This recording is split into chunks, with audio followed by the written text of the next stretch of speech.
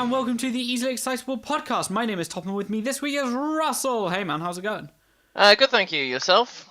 Yeah, I'm doing fine. Everything seems to be going well. I'm full in RTX preparation mode.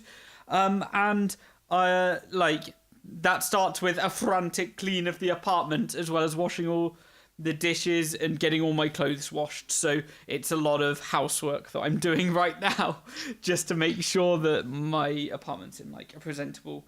I don't know why it needs to be presentable when I leave though. It's more about when you get back When you into the return. flat. You don't want to have to do Yeah. anything, or you won't have to do anything when you return. It's like you don't want to see this True. like big pile of laundry when you already know that you've got to do something, or a big pile of dishes. And to be fair, you're coming back from the US, so you're probably going to be jet lagged. The last thing you want to do is kind of crap around the house. So you're helping future Topham. Yeah, that's true. I'm helping future Top and like not have to do much because I'm traveling back on the Saturday, landing the Sunday at like 11 a.m. Getting back to mine, then I have to stay awake for about 10 hours or so to make it to about 10 p.m. and then I'm working the following day. So the less I have to do when I get back, the better. So that's all. All exciting times. I've just got to pick out all the clothes I want to take with me, or the lack of clothes that I'm going to take because I'm just taking a backpack. So I need to be super efficient on what I'm carrying. But yeah, that's a thing that I need to get better at. Not I necessarily need to get better at. Anyway, cool. So recently there was the Electronic Entertainment Expo, or E3 as we tend to know it. There was some interesting games announced, but overall, what did you make of it? E3 is an interesting event which I think is slowly losing its purpose. But let's start with the positives. Yeah. always, let's start with some positives. There were some look like good solid releases from some games which have already had a long lifespan. Personally, Far Cry 5 and Assassin's Creed Origins both look very interesting to me. They look like they have managed to add to the dynamic that already exists in those worlds and in their kind of like gameplay, and hopefully that means that it will be a more interesting game than maybe the last couple in the series had been. They weren't bad necessarily, but I just think that they both suffered a little bit of like ring rust or continuity rust, or almost say maybe where I was 10 years ago. I stopped playing like Call of Duty and that lot because they just came out every single year and it was just like, well, it's just the same game again with a slightly different skin. But the setting for Far Cry 5 being a little bit more modern, a little bit an interesting and a very interesting scenario, and I think I'm really going to get involved in the characters there. I think they will speak to me more than like being a rich dude abandoned on an island in the middle of nowhere, or a guy going back to his home place, which is effectively like Tibet or Nepal. Yeah, cool. But sorry. no, I was gonna say like, but the remarkably the standout for me was a game which not only maybe 3 or 4 weeks ago I didn't even know existed. When I saw the first image of it, I was relatively certain that it was going to be an absolutely stupid game, but I might still get because it might have some playability. Yeah. But I'm now certain it's probably going to be. I think it could be close to being my most played game in like 2017 when it comes out. I honestly may put more time into it than I put into Zelda, which is about just shy of like 90 hours at the moment. Oh my. And that is Mario plus Rabbids Battle Kingdom, or whatever it is, because whatever it's called, yeah. I was going to bring that up because it looks so interesting. It's like an XCOM style of tactical game. How would you describe it? Just a tactical game?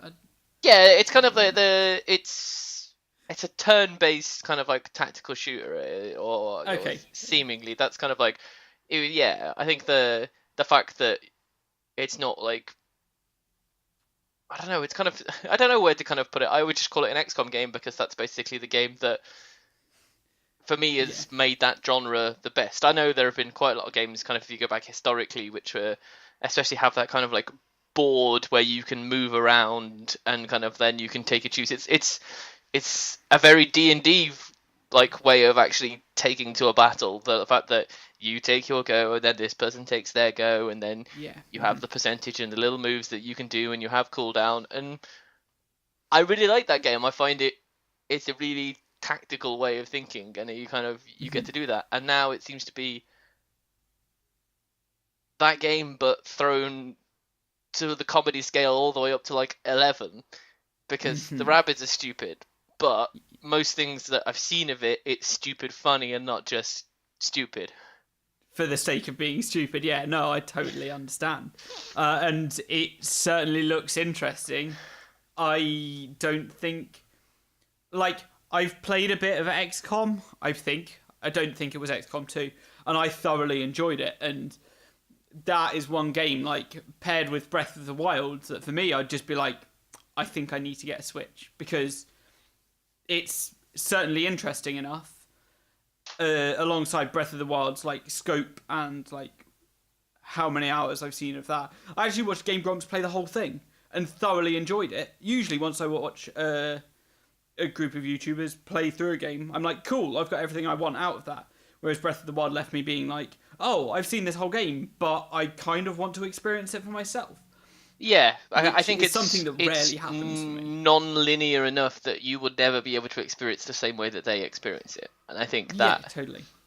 There are games which I will watch a gameplay through, like Outlast, and Outlast 2, which they've done on the Achievement Hunter guys. Like, I'm never going to play the game anyway, because I generally, even beyond just the video gaming world, I don't like horrors when it comes to movies. I think that they generally just fall for the lowest common denominator the whole entire time, and it's just about trying to jump scare you instead of actually building some horror or some tension.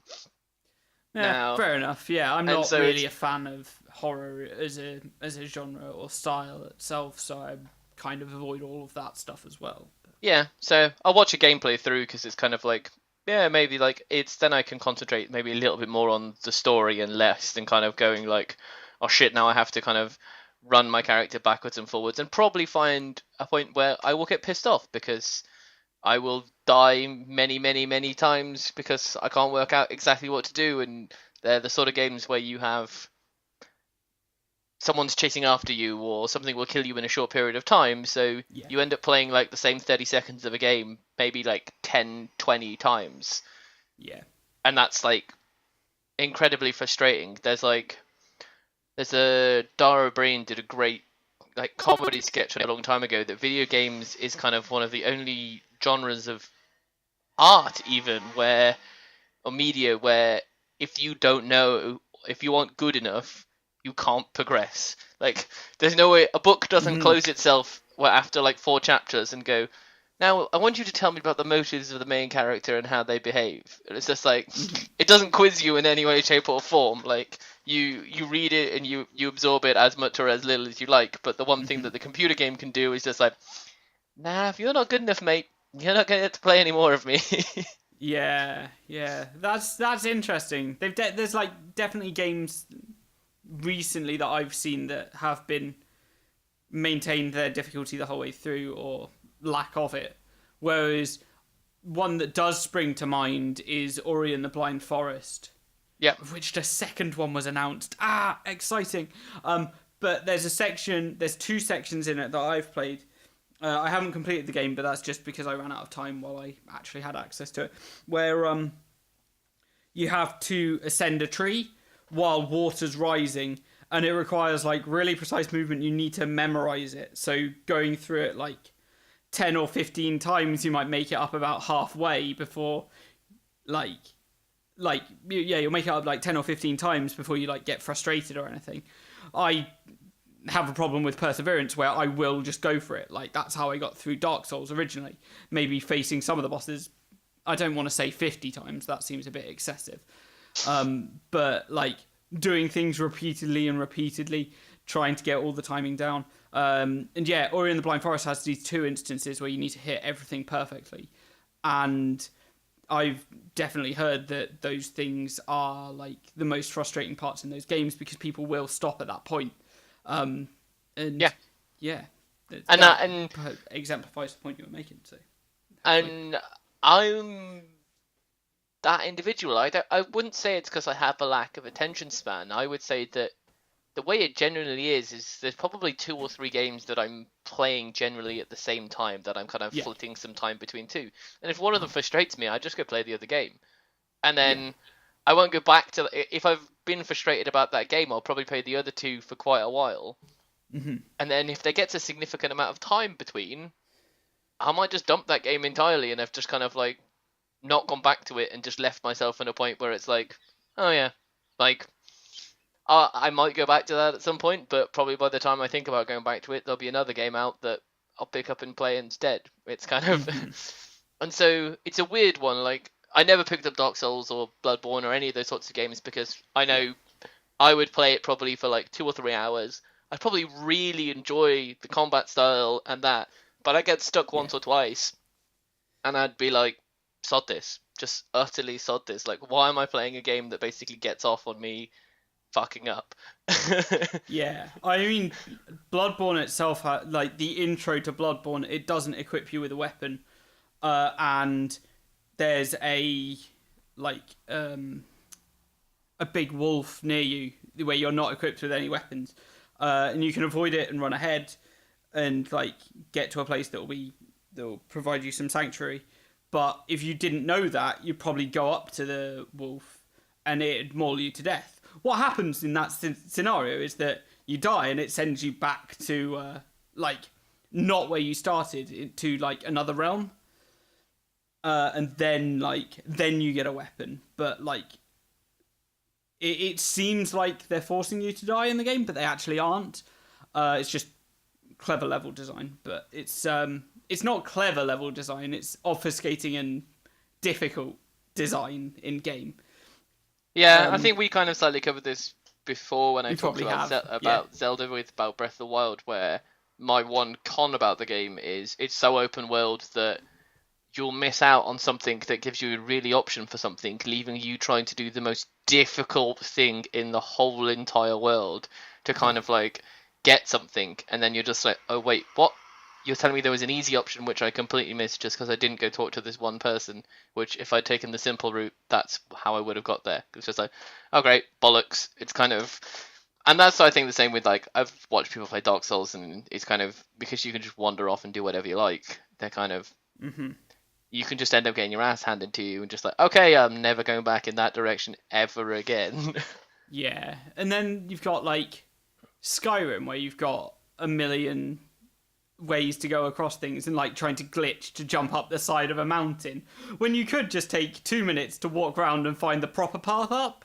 Yeah, I've got to I've done that say, too many like, times. especially Skyrim, probably Oblivion even more. Any game where you have to maybe take 2 minutes to go around an object, the amount of time and effort I will take to try and scale that object instead of going around it, and it'll probably take almost exactly the same amount of time, but it's like, I beat you, Hill. I got up you when the game probably shouldn't have let me get up you, but I was running kind of like sideways up the face, and then kind of like going like zigzagging kind of like up the face and jumping at this small moment where I could, Yeah. and it was just like, Where it would allow me to jump, it won't allow me to jump in certain places of the mountain because that's nonsense, apparently. yeah. And then you play, if you ever play Breath of the Wild, then you can just climb absolutely everything, and it's just like, well, why isn't any game like this? Like, have a little stamina bar, and you can climb everything, and then you can just increase that bar. It makes so much sense. Yeah, But then it made so much sense from what I've seen, but yeah, like if we go back to E3, you kind of yeah, we got a bit distracted. that's fine. It's kind of Yeah. you think kind of like, okay, Mario Rabbids, that's going to be the most bizarre thing you're going to see of Mario versus the whole entire weekend, right?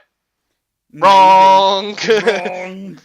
Mario Odyssey, you come and you see the fact that he has a magical hat called Toffee, I do believe, which hmm he can now throw onto things, and I don't.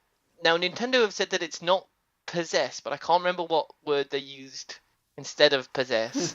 But I think they used the word capture, which still didn't quite work as far as I was concerned. But Yeah. effectively, you can become like a Goomba or a Bullet Bill or a Koopa Trooper or even in some regards a frog, or as probably the most talked about thing, a Tyrannosaurus Rex. Awesome sauce. And it was, So cool. to be fair, the one thing in that whole entire video that I personally love the most is you see Peach in a white wedding dress, and she has like her bouquet in front of her, and her bouquet is three little piranha plants. And that's just a wonderful little touch that it's kind of like basically like the only plants that exist in this world, like fire plants or piranha plants. So you got like three little baby piranha plants. Cool. Yeah, I don't know what games that were announced that I'm just like, I'm excited about this. Assassin's Creed Origin looks interesting. Specifically, like, I like the tombs that they have, or the challenge things. So, like, in any of the Ezio trilogy, you have the giant cathedrals and things to explore and like navigate. I always found those like the most enjoyable things that there were. The fact that they should be doing that with pyramids Potentially, interests me a lot. Any word on that? But it's very. I have I would say let's go to the bad things about E3. My main lethargy and my main dislike of E3 comes from the fact that it's a giant pissing contest. It is a giant freaking dick measuring contest, whatever you want to call it. It's like I would say 80 to 90% of the things that you see do not have a date beyond of when they're like an actual date when it's due out beyond like either 2019 or 2018 or fall 2018, and it's just like like I try not to, and I pretty much don't care about any game that doesn't have like a release date, because I'm just like, you're gonna come at some point, but I'm not gonna give you my attention now because there's other things that are coming in the not too distant future which I'd rather give my attention to, because that's what's coming. What's the point of hyping myself up about a game that may come eventually? Because hey, let's look at some of the, I swear, like Scalebound a couple of years ago, it was all hyped up to be like, oh, this is going to be one of the best games ever, and it's just like, oh wait, no, yeah, we're not even getting that game anymore. So the big hype that everybody got was for Beyond Good and Evil 2, and it was just like, okay, that seems good. I'll give it some credit that it's not just like a teaser trailer. It's definitely, there's some in-game videos, engine videos which have actually come out, and it looks pretty freaking good. That's at least better than the Metroid. Some point. Metroid 4 at some point in the future. Here you go. Here's a logo and make you think that we're working on it, but who really actually knows? Will we see it in 2018? Maybe. The only thing that they've done to work on it is actually just the card that we saw about it, and nothing else has been done. And they're just like, we're just about to start on this project. Yeah, it's Hello, 2022 for that game. Yeah, it's the Switch is like, it's a really. I really like the idea of being able to play a game that's got some depth to it, and I can take it with me as I go, which is why Breath of the Wild was fantastic. But the Switch is also brilliant for multiplayer. So the Mario Kart is good that you can just kind of like take it on, you just give a controller straight to somebody, and you can just play 2-player like instantaneously, like no issues whatsoever. You can play 4-player really easy. Like, I just want Smash Brothers. I don't give a shit about anything else. Just give me Smash Brothers on my freaking Switch, and then I can just go around and have friends. But like I don't even have to go around to someone's house to play it anymore. Like, you can just be kind of like on a train journey together somewhere, or on a plane together. I could be going to RTX, being sat next to like my friends playing Smash Brothers against each other, probably getting very livid and angry and enjoying myself, much to the hatred probably of every other passenger around me, who is probably going like, what are these Muppets doing? And then I'll tell them, blame Nintendo.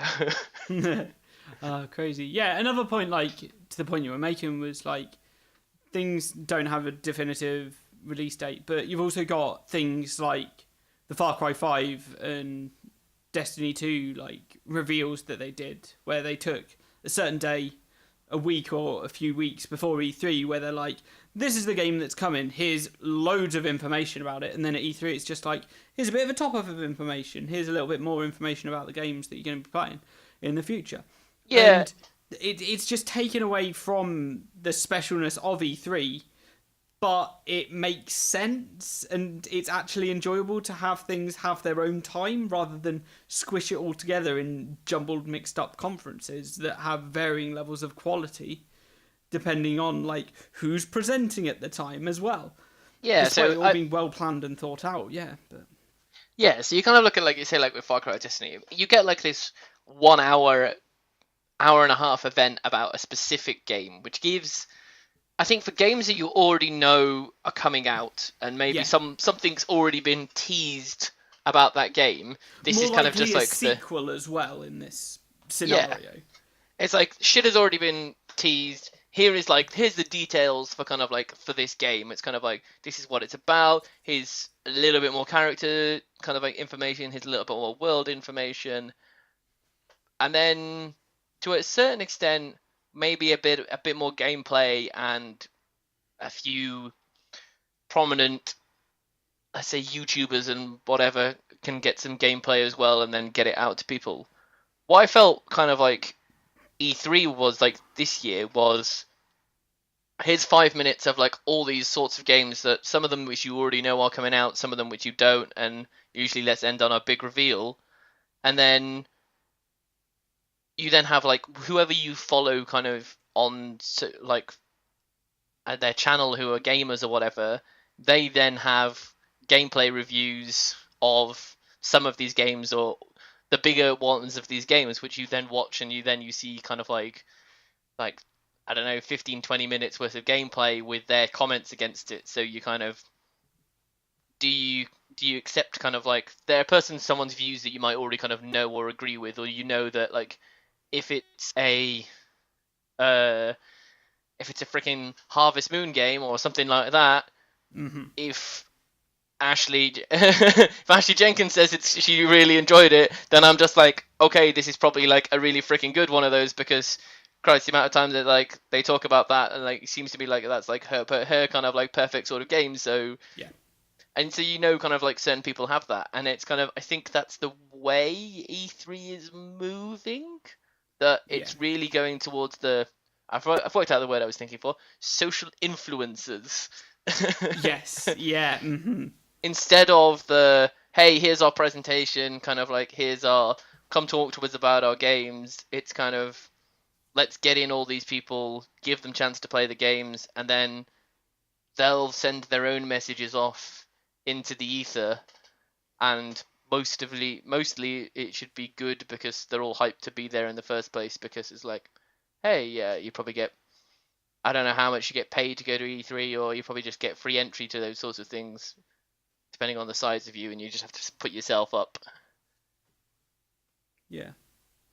But then the final weirdness of E3 this year was plebs were allowed.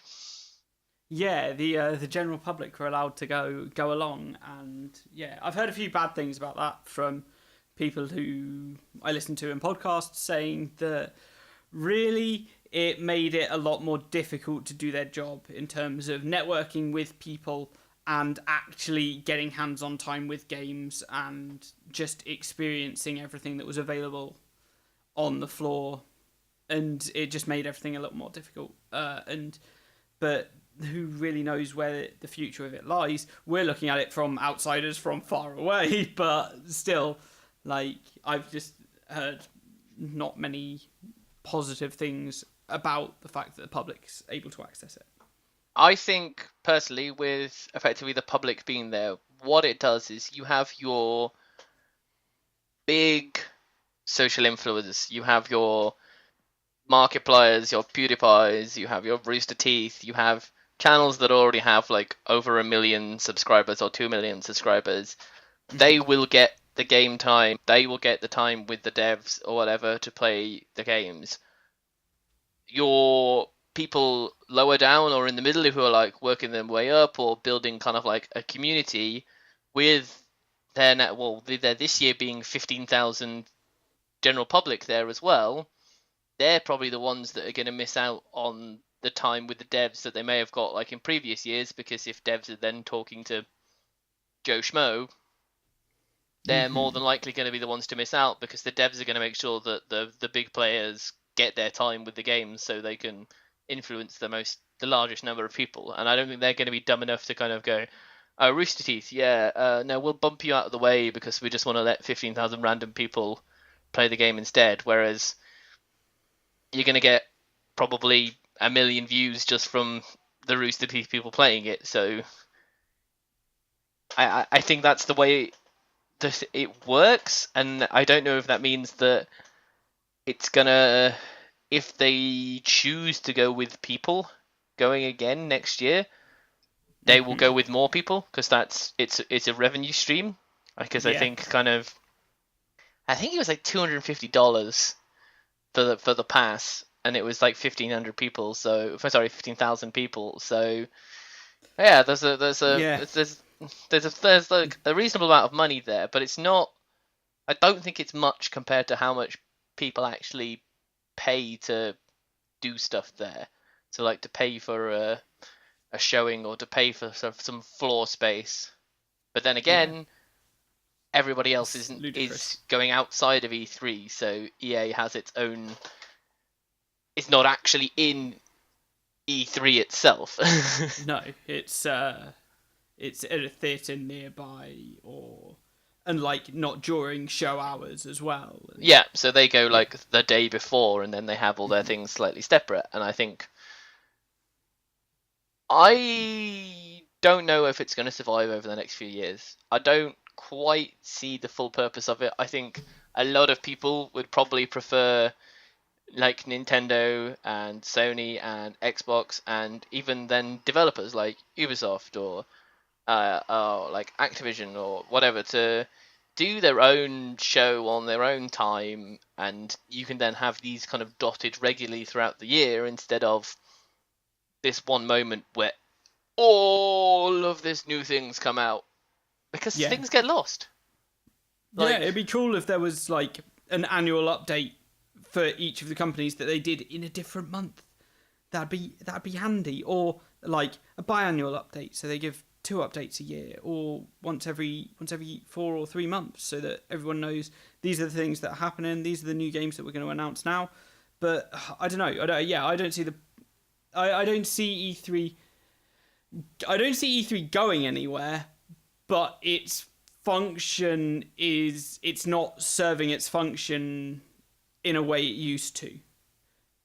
Yeah, it used to be a way for journalists or for relevant publishers to be able to show to journalists what the upcoming game's on, and then journalists would provide that information out to the general public. Now, it's live streamed, so we don't need the journalists to tell us what's happening. The only thing that they'll get is a little bit more game time. And they can speak to the devs as well to get further information. They can take notes and then immediately go to it. But nowadays they can watch alongside any of the normal people and say, "Oh, I'm going to go speak to these devs. Why don't you let me know questions that you have, and I'll go and ask them." So I guess that's a positive thing about the current state of social media integration to a conference like E3. Yeah, and it's just. Yeah, like there were two really interesting pirate sort of games, which I obviously think built off the back of everybody loving Black Flag, but Black Flag. Mm-hmm. I can't remember the name of either of them. And E3's been 2 weeks? 2 weeks? Yeah, it's been two weeks at this point. So and, I can't remember the names of them, and they look pretty cool. I don't know. It looks interesting, but I don't know if I'm going to keep up with it. If I find that there is something special about them, maybe I'll give them a look in. But for now, I'm just like, I'm not too considering them. Because I also don't think they had release dates. So I was like, it's at some point in the future. Who really knows? Yeah, but I imagine it if we just had like an Ubisoft thing that weekend, I would probably remember the name of that Ubisoft one, because it would be kind of slightly fresher in my memory. So I know with this that they're trying to not let somebody else get ahead of them or kind of seem better, or I just, yeah, it's marketing. It's I know I'm not the average person which they're attempting to market for, or market to even. So Yeah. a lot of this stuff doesn't make sense to me because I'm not Joe Schmo. I'm not the I'm not the average person. But Yeah. then I think, Who is an average person, really? To be but yeah, honest, that's the like, point. Like the gaming world is getting so diverse nowadays that it's like you don't have to create a game that everybody wants to play or everybody's going to buy. Like if you yeah. create a game that's good enough that maintains a loyal fan base, Hmm. then you'll kind of be able to survive. And I think that's obviously going back a bit. That's what Rooster Teeth did with their content wise for videos and that lot. And I don't Hmm. know many kind of small scale games that kind of do that as well. I don't know, kind of, or Hmm. like small scale gaming studios that do that, or whether it's how much easier it is to do that, or how much harder it is to do that in like the game dev world. So I think the easy way to make money nowadays on a game with lower development costs is to go mobile with your freemium.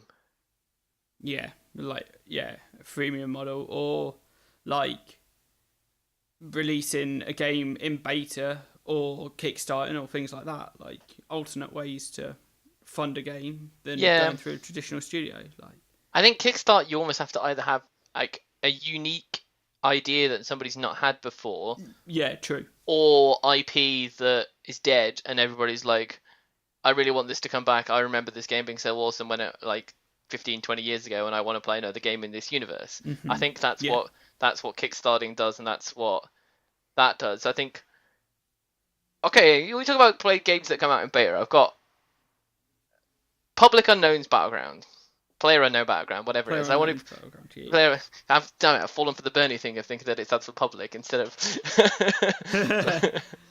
But no, it's. I don't get how it's so popular. No. To me, it's like, okay, so it's a standard survival game.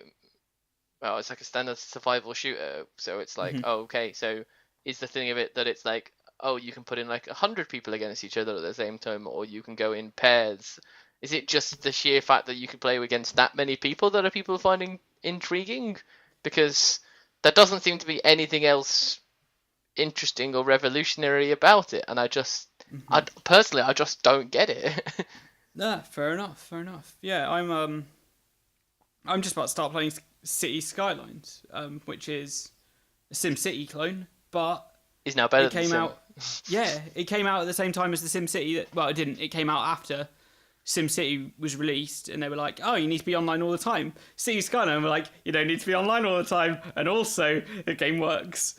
It's not horrible, and like it just looks like it's going to be a much better game than Sim City. Because when Sim City was coming out, I was considering getting it, and then like I heard all the bad things about it. And I'm just like, "Oh, I don't really want it." Then City Skyline came out, and I'm just like, I want to play that game. And now I finally got around to actually getting it.